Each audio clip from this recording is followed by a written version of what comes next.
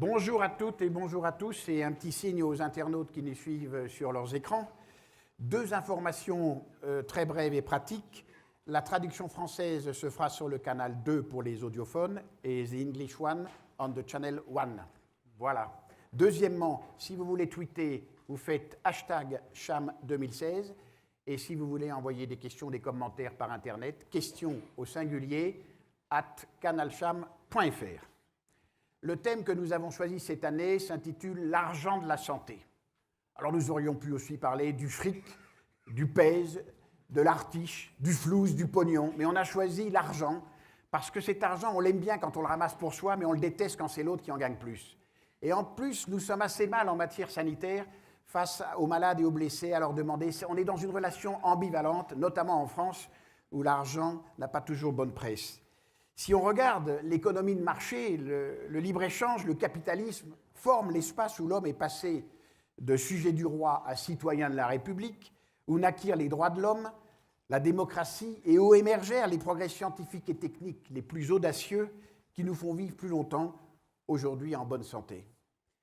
Sachez qu'il y a 2 jours, les responsables de Google, d'Apple, de Facebook et de Microsoft et d'IBM se sont réunis pour réfléchir sur les risques du développement de l'intelligence artificielle et de son impact sur la vie privée. Ce ne sont pas les États, mais ces entreprises mondes, toutes américaines, qui ont pris une telle initiative éthique. Pendant ce temps-là, notre vieille Europe s'enfonce dans un Brexit hasardeux.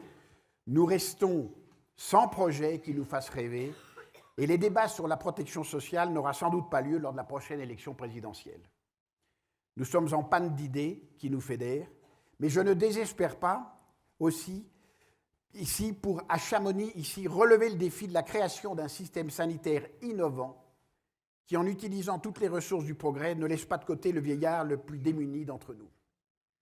Je citerai juste une phrase de Céline pour résumer un peu ce que je pense, quand il disait dans Le voyage au bout de la nuit, « La médecine est un métier difficile, les riches nous prennent pour des larbins et les pauvres pour des voleurs. » Et c'est exactement cela qui est un peu la thématique d'aujourd'hui. Pour y parvenir, il va donc falloir que nous débattions, que nous parlions d'argent sans a priori ni tabou, et je me réjouis donc de déclarer ouvert Cham 2016.